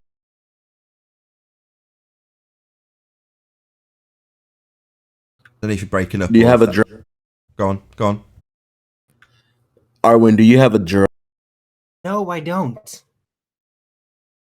Oh, okay. I'm gonna say fly a drone with a lab rat in there somewhere, in a cage. Get it close to. Yeah, good luck with that. There's no 5G over here. So you go in United States, you buy stuff because you can buy stuff there relatively cheap compared to here, right? You do that. That'd be animal I don't have cruelty. money for that, okay? I don't even have a freaking air filter right now. So good luck. Witsit gets it. He stands behind that 5G. He's always talking about that. I don't understand it, so. I don't really care. people need to- I have trouble with regular freaking phone towers, okay? 5G's just worse. That's it. I have trouble enough with regular phone towers. Why? I can fucking feel it in my freaking bones when I move past those things, okay? So you have 5G. People. Don't tell me not to be scared shitless of this. I'm not telling you I'm not not to be telling scared you shitless. to be scared to say shitless. I'm just presenting you with the options. With your It's up to feelings. you. Yeah, you tell me about how Sit you back, feel. watch it happen, gather your own empirical data by watching it as a cat in a tree, or empirical. you could get onto it. It's not empirical. Oh, really? No. We deal So with just seeing empiricism. stuff Hold on. happens, it just So happens. let me get this straight, Arwin. Should I just let this slide? Because people in the flat earth community are talking about how terrible 5G is. Suddenly, I should throw all of what we talk about in terms of empiricism, scientific evidence, cause and effect. Should I just forget about all of that? Because suddenly, we're all being poisoned with fear porn about 5G. Oh yeah, I'm not going to forget all that. My standards haven't changed suddenly. Can I Okay. say something about it there, Nathan? Well, I could have just mentioned it on a daily basis since I started, but I just didn't feel that it would get anywhere, you know? It I wasn't just don't see any evidence of it. one I of mean, those all I things see mentioned. is Well, now those freaking things are being installed, okay? Just chill out, Arwin. Go No, on, no, Brian. no, not just chill out. No, you chill out. Yeah. I'm going to do what I do. I'm not chilled. My point in this is to say, don't be scared, Arwin. But then when I say that and you scared, tell it's me, not being or done rumpus here. the shit out of me, which is what you're doing now, and I'm in an armchair, laid back with my feet up. I couldn't be more relaxed. I just get unnerved and irritated when I say to somebody, you don't need to be fearful of this, and they get angry with me and tell me how much I should be fearful of it and how justifiable their fear is. No, I'm trying to help. But if you don't want that and you want to just bark on and on about how, or interrupt me constantly when I'm trying to tell you, well, no. And here's the standards that I can lay down. They're the same standards we lay down daily when we talk about the actual subject that Flat Earth debate's about, the nature of our reality, based on empirical evidence. Well, we haven't got any for this. But we do have a lot of fearmongers in our community that will perpetuate this shite like we should be terrified of it. And I'm sick of it. Yeah, what I want to say about it is, Yeah. I hear a lot of people in the flat outside at the moment been talking about things like Corona and 5G and all this. It's like people need to not take their eyes off the prize. I've heard people on the flat earth side in the past week say that Corona is bigger and more important than flat earth. It's like, no, it is not. Corona is a load of nonsense. The whole thing is a heap of nonsense. Flat earth is not a heap of nonsense. Keep your eye on the prize. That's all that matters. Flat earth is all that matters. Flat earth is the head of the snake. Right? Stop messing around, poking the body, cut off the head off the snake. Stop wasting your time with all this other nonsense. I totally agree. In terms of importance, and I've said this before, I'll say it again, the times and the circumstances do not change this. The heliocentric deception is the biggest deception perpetuated on mankind in our existence. It's bigger than any other lie. It's the entirety of the nature of the world you inhabit. You can't get much they've lied about the entire world. Now, this particular brand of nonsense, in my humble opinion, isn't worth concerning yourself about. Now, I don't want an endless diatribe from commenters telling me all about how I should be scared of 5G, when I'm simultaneously told that there's no direct studies being done on it.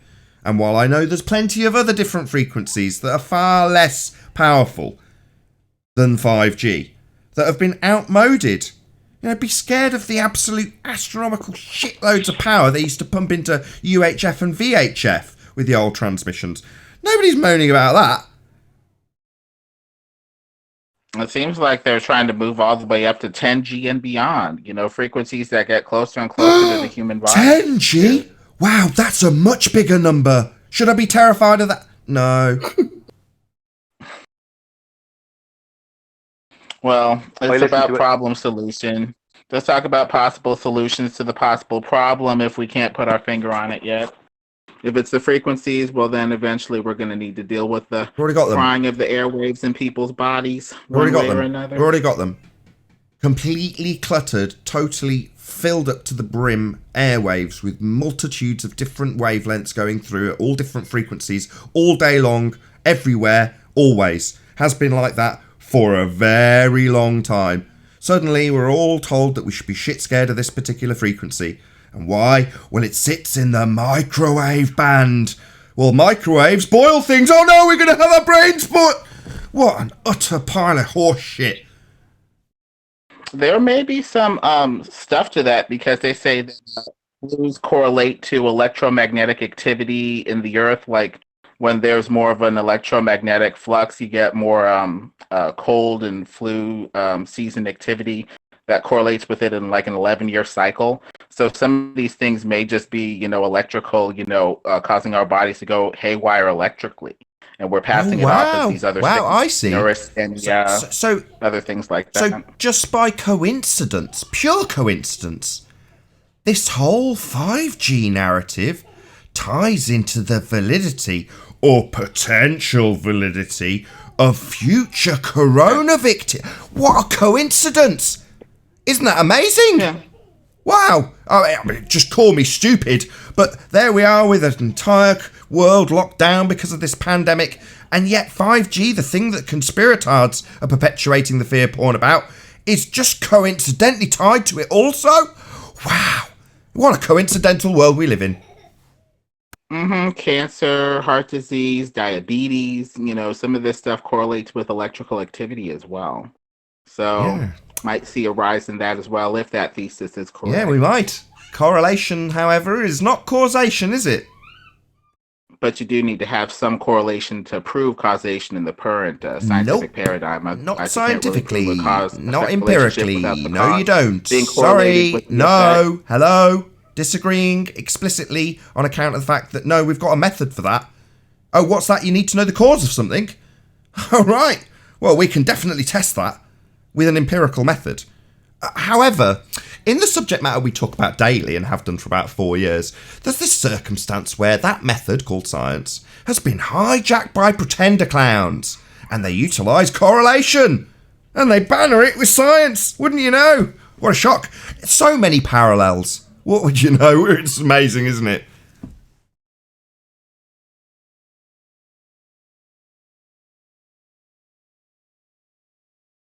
We've all been had. The magic trick's worked. It's far too late for us to do anything about it. The ratchet's tightened. The new norm has been set. The quicker you all get used to it, the better. I was reading The Invisible Rainbow, and it talked about how they put two situations underground. One, they had the subjects underground in a bunker that was shielded from the outside electromagnetic waves of the Earth, and the other where the bunker was not shielded. And the subjects in the bunker that was shielded from the Earth's electromagnetic waves, their circadian rhythms got off from like 12 to 65 hours, and they couldn't quite get their clock right. And then the people that weren't shielded underground, they had a more or less normal 24-hour cycle and had less disorders in their rhythm than the shielded subjects. So it's pretty interesting to look into this electromagnetic stuff and how it might be affecting people and giving us these corona-like symptoms of oxygen breathing, cellular distress or whatever. I see. But if I was to postulate for a moment that prior to any of this corona stuff, just so it's off the table for this particular discussion, let's say 12 months ago, that potentially all of the masts and all of the multitudes of wavelengths of frequencies that are going through our air at any given moment, if you're in any sort of city-like environment, that those could also all be causing various different sleep depravity, colds, sicknesses, all sorts of other things as well. They just weren't necessarily being that closely paid attention to. And this new 5G equipment could probably do exactly the same amount, if any, of damage to anybody who encounters it.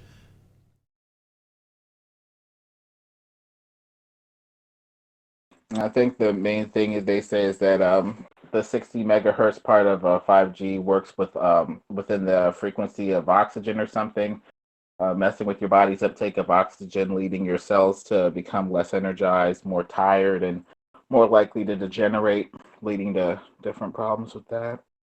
So they've done studies that show that bombarding an oxygen particle... Can you show me that study? Let me see.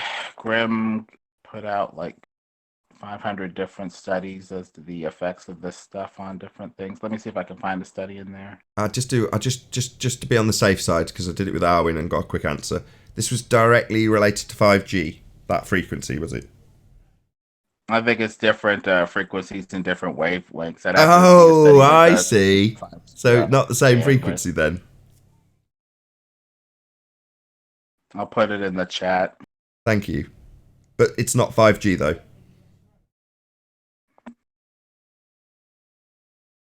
Do they know what? I'm just pointing out that everyone's simultaneously saying there's been no studies on health effects, but automatically correlating other non-related studies to potential future effects that could happen as a result of 5G, which hasn't been studied. That this is kind of a self-defeating argument, but yet it's being perpetuated throughout the entire, well, not the entire, through a fair chunk of the conspiratard community.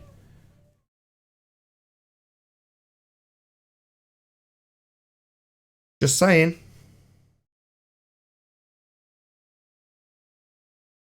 I do love these stony silences.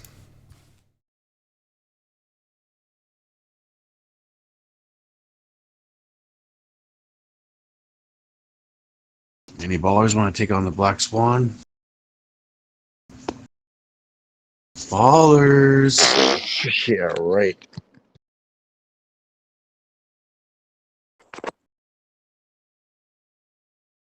I'll be fair to you, Lemon, as I said to the other two people coincidentally that I spoke to this exact subject on today, just by coincidence. So it seems that there's a few people with heightened fears that have come to my attention just today. You're maybe going to declare that it's not a fear now, but who cares? My point is that this particular brand of bullshit, I'm more than happy to be convinced on. If people have got a justifiable reason for me to be fearful of this particular frequency, and they can demonstrate it, then I'll give it my utmost attention.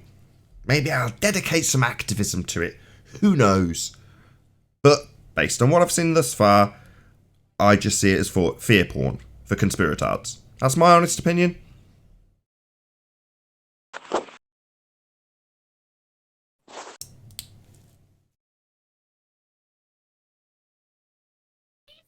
and most are all they'll ever be able to do is correlate conditions, and that's hard to have any kind of empiricism.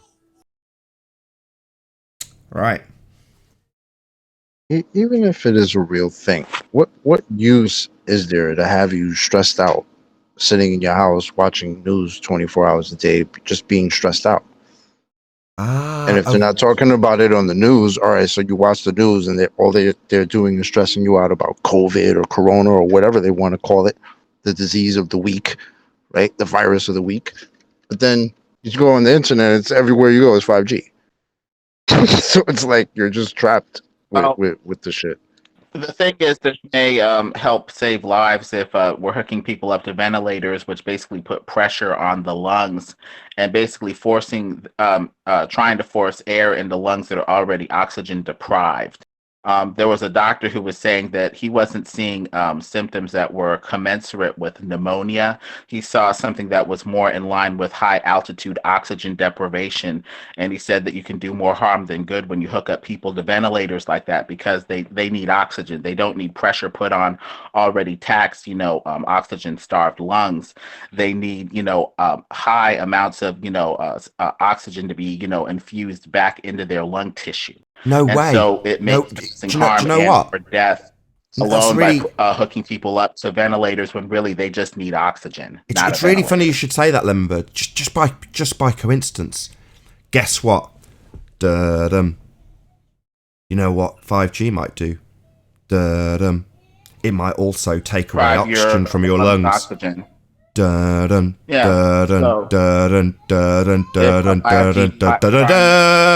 you terrified? Are you terrified? No, you should be. No, the main thing is just getting information. We can't be so scared that we, stop thinking and stop getting information. So we just need to keep looking for whatever the solution is. And so if 5G is frying the airwaves or whatever and depriving people of oxygen, well, then the solution becomes not hooking them up to the ventilator, Did we get evidence for that? Just before you just assume that that's true. We got some evidence of that, did we? Oh no, we didn't, did we? It wasn't 5G. Interview with the doctor who was talking about the symptoms of not sickness 5G though. Seeing in these Just not 5G. Just not 5G. Just not 5G. Not 5G. But coincidentally, 5G, unstudied, untested, not proven, not verified, will take away our oxygen! Why? Why are you parroting this shite? Why are you telling us this? The best they have is that the oxygen will be like ionized or something because it'll absorb the waves. And that somehow affects that's the only thing we know, but there's no study or science for it because they don't want to test it on humans. Well, then we don't have proof.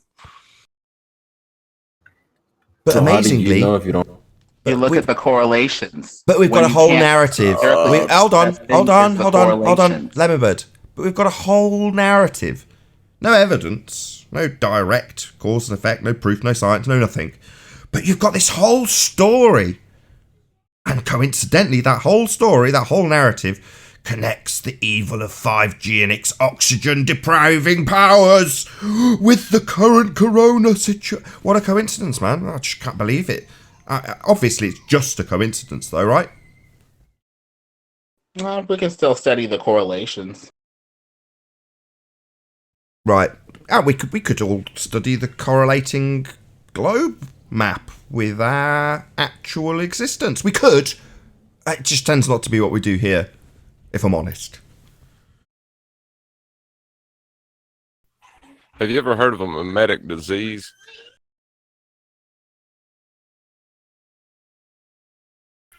I think fear is like that, and it doesn't help to worry. That was my whole point. Fear's they good, don't want us right? dead. They want us consuming. Hold on. There's nothing wrong with fear. Your primal base instinct is to not die. So the fact that gets played on constantly by people in power you need to be cognizant of it. You need to be aware of it. Now, that's not to say let your guard down. It's not to say start strolling out in front of buses. It's not to say don't do any research. Quite the contrary. If you're gonna be scared, make sure you've actually got a viable, justifiable thing to be scared about. Worry about stepping off the curb in front of a bus. Don't worry about the bus tower with a little antenna on it frying your brain unless you've got a justifiable reason to actually be scared of that. Now, I'm open to being scared about it if you can prove to me that I need to be scared about it. So far, I've got to be honest, not so good. I just see the same nonsense, fear porn, but in a slightly different flavour, permeated through the community that I hate being tarred with the same brush as.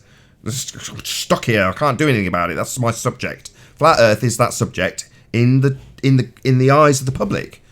Therefore, I'm tarred with a load of conspiratards. Tough luck, Nathan. It means occasionally I have to do what Arwen does, but in a slightly different manner. Actually get annoyed at the lack of evidence and empiricism for the claims being made by the people who are surrounding me. And why am I having to get annoyed about it? Well, because I don't want to be told by those same people that I need to be scared about something that seems unjustified. Especially when there's a general consensus of you should all be scared at the moment. Hold on, so what's this? Friend on my side? I need to be scared of this, do I? Why? No, I don't. It doesn't seem that way to me. My standards that I apply to it tell me don't worry about it. No, you must be scared. Oh, God. Okay, fine. Go away. Be scared. Be very afraid.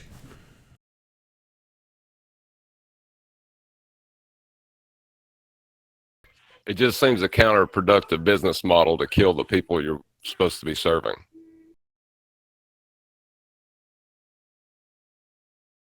Hey, Nathan. Yes. Hello.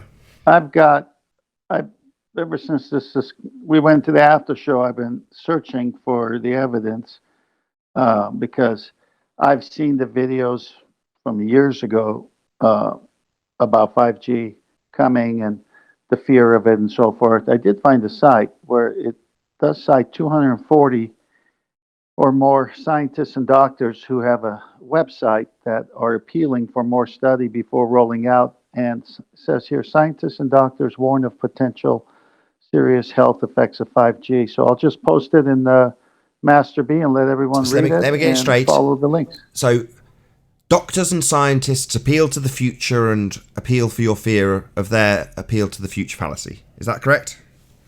No, this is just a website of trying to bring some cowbell to it. So we have to further research.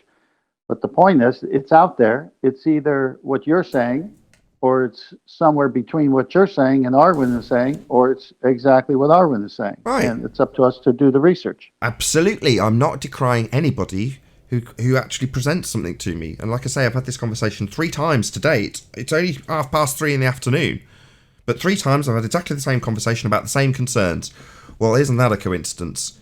The heightened concerns of 3 individual people who happen to be in a conspiratorial realm, all worried about the same thing, deeply concerned in fact, and telling me how much I should be concerned. Oh, what a coincidence.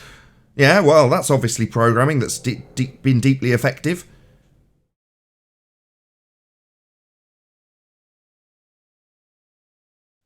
Well, isn't the key to research it and see if there's cowbell? Yeah. Oh, absolutely. Okay. Yeah, there's all sorts of things good. out there That's that might always kill good. us. Yeah, you definitely need to still be on your guard. You still need to worry about whether or not something's going to kill you. Yeah, of course. But Well, on the I other know hand, that. let's forget about the current situation and just give a little analogy. It's not necessarily related, although it might be. You've got a load of sheep and you need to herd them into a pen. Once you get them in the pen, make sure you take their mind off the fact that they're in a pen. Tell them that they might be better off worrying about the evil lasers that are outside the pen. And one sheep says to the other, there's no proof the lasers can actually kill us, they're just lights. And the other sheep says, well, no, the laser's definitely going to kill us, we all need to be terrified of the laser. All the while not really noticing that they're in a pen. Just arguing about whether the lasers that they're being told might kill them in future. More studies needed. Alright, okay. Yeah. Yes, there's no As a problem. matter of fact, the pen just became their safety because now they're afraid of the lasers outside. Yeah, better stay inside. You know, the lasers might get you. To be fair, that's true. But I did see a video over a year ago of a government official, and now we're talking government, or government, how can Was it a government official or was it? It doesn't matter. This should be good either way, 10th man. Go ahead. Yeah, it should be good either way. So anyway, this guy is in front of a committee of some kind saying, we're going to basically ram this 5G technology through. We don't have time to test it. The world needs it. And he's on tape saying that he doesn't want to test it. He wants to just deploy it. Well, that doesn't sit well with me either, just for someone empowered to talk that way. Now, whether there are any truth to the ramifications of it being dangerous or not, that doesn't prove it. But the fact that they're trying to, this guy, speaking on behalf of 5G technology, doesn't want to put the appropriate time to test it on humans and things before they ram it through, that was a bit unsettling to watch that. So there's a little notch on Arwen's side there. But on the other side, we want to be careful with all the things going out there as a distraction to what they're actually doing. So there's a notch on your side there. So I think cooler minds should do more research. And I already know that there's been tons of people talking about not sleeping next to your cell phone at night or your computers. And so why are they saying that? I haven't researched that. All I know is that people are saying that. Again, if once it's a concern, I'll research it. That's always been the case. I'm not so that's always certain been the that case. 5G We were is never safe. supposed to sleep next to our phones or put it next to our chest. That is not new yet. I've done it. I'm still fine. I don't know anyone else suffering from any illnesses from their cell phones or their laptops. Oh, however, people get breast cancer now, don't they? And some people will keep their phone in their bra. And sometimes that can be correlated together, can't it? Well, I know that when I was living in Spain, there was cases of people with their phones, which I can't validate, but I remember hearing it. They were pumping gas, and they attributed the explosion of the gas with the electromagnetic or something of the phone. Now, that's why they say don't have your phone near the pumping station. So whether that's true or not, I don't know. Well, I've kept my phone in my G-string forever, and it's not affected me. Got 2 kids. Is that 5G or 1G string? 6G. Oh my God. He's ahead of the curve. Are you flattening the curve, Nathan? No, I just like the feeling on my nuts when I get a phone call. So you better not have it on vibrate mode. I'm going to hang up. Anyway, it's getting a bit rude. You started it. Well, I was thinking, should I say I've had my phone in my bra for a long time, but then I thought, nah, will that joke go over? Anyway, do your research. Yeah, do your research. Now I'm going to give you a little comparison. There's another technology that transmits wirelessly, you know. It's called Bluetooth. Have you heard of it? Anybody heard of Bluetooth? Yeah, I've heard of it. Using it now. And yeah.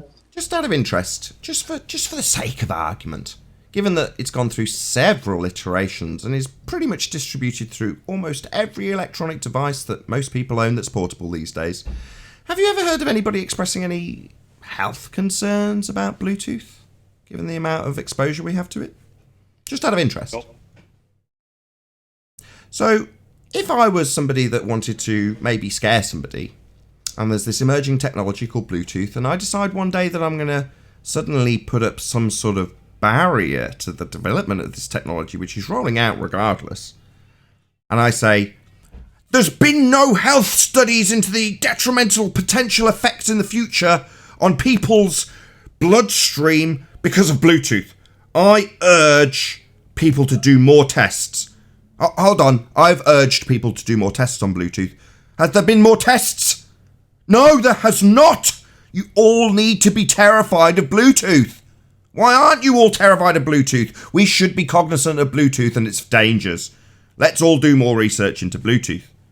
What's that? Well, nobody's permeating any sort of ideas that it could be detrimental, though, so I'm not too concerned about Bluetooth. No one's telling me I should be scared of it, so why are you telling me to be scared of it? You're just one dude. Well, nobody's done any studies on the health effects, and we're everywhere. There's Bluetooth everywhere.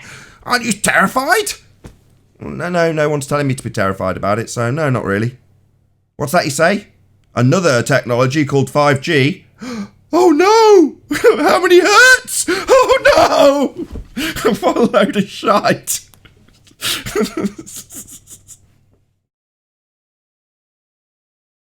What they did was, many years ago, they took gravity and they added meat to the bones of gravity because they needed to do it by adding in buoyancy, which can show a physical thing of something floating. That solved two problems. One, that floating problem for gravity, and two, it added meat to the bones of gravity. It made gravity more physical. And they're doing the exact same thing by adding the 5G in the quote-unquote online conspiracy community, giving them 5G to go along with their already overactive minds on the corona issue. So corona becomes more real because 5G makes it more real. No, it's not real. And 5G has no connection to it that we can verify in any way, shape, or form. Stick to corona. Yeah, I don't think Arwen was saying that. Is he still here? I don't know. He's I don't agree. Corona and 5G are related anyway. So I don't think Arwen was even saying that. What are you talking about, 10th But I'm man? not saying he Hold is, on. I need to correct 10th man. He doesn't understand the current rhetoric. No, potentially, although more studies are needed, potentially 5G could rob the oxygen from your very lungs, my friend. And you know what? If that happens, you might have similar effects to corona. Dun dun dun! Which just happens to have the same similar symptoms as a regular cold or a flu. Dun dun dun! Yeah, but Which also Arwen in wasn't textbooks says that it's a cold. Hey, let's be fair. didn't Let's say be he was fair saying to that. Arwen. Dun dun dun. He wasn't saying that. Yeah, but I didn't mention Arwen at all. I didn't say he was saying it. I didn't say make any correlation to anything. The only thing I was No, saying you is were. that You people are making. No, I understand, and I came to Arwen's defense because he wasn't saying that. And I wasn't saying you were saying that, but you did say people are relating the two together as one, and I wanted to clear the air. Arwen never proclaimed that. I think we should just clarify for the audience's benefit. If you weren't terrified that your brains were going to be fried, you should be. Okay? Just so you're all clear. Also, don't touch your face. Don't get too close to anybody else. They've been talking about microwaves frying our brains since microwaves came out. Like, Why do you think there's so many ballers? Hold on. Let's just get that clear as well. No, hold on. No. The microwave in your house can most definitely kill you and does kill a certain amount of people each year. Microwaves are extremely dangerous, and the frequency that microwave ovens are using could definitely boil your brain because they're actually designed to do precisely that. oh, well, now I'm scared. Thanks, Nathan. Don't You be talked scared me of your off the microwave ledge all oven. Just show. use it as directed in the instruction manual and you'll be absolutely fine. Bro, who likes microwaved food anyway? It tastes Nobody. like plastic. That's Like, true. That's true. I can't It's horrible. stand microwave food. You know what my microwave is? It's basically a plate warmer. My microwave was in the garbage years ago. I don't like plastic tasting food, and when it sounds like World War III is going down in your microwave and you open it up, it's still cold. It's like yeah, and the what's going outside on edge here? is. You've tried to defrost some chicken and the outside edge is cooked and the inside's frozen. Just like a terrible kid trying to use an actual oven. I was like, I'm getting rid of this crazy box. I don't need this thing.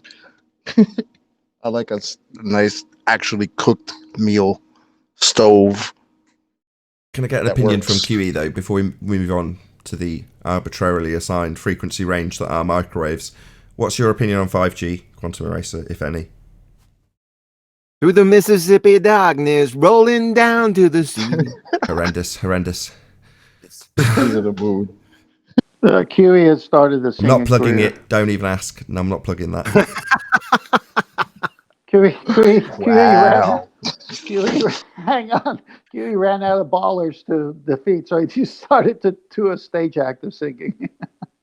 Dun dun dun. I know it's just, you skirted the question there, Quantum Eraser. Yeah, I haven't looked into it. personally, so I can't speak to it. Fair enough.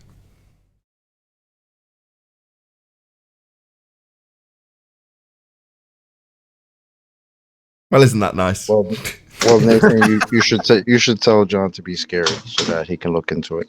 I'm not going to tell him to be scared. You've got to be joking. Be afraid. No. I'll say that in sarcastic tones. If you're a conspiratard and you tell me to be scared, I'll just parrot it right back to you and tell you that you need to be really, really scared for all the reasons you've just given me. What's that? I should... No, I'm not going to be. But I'll tell you to be.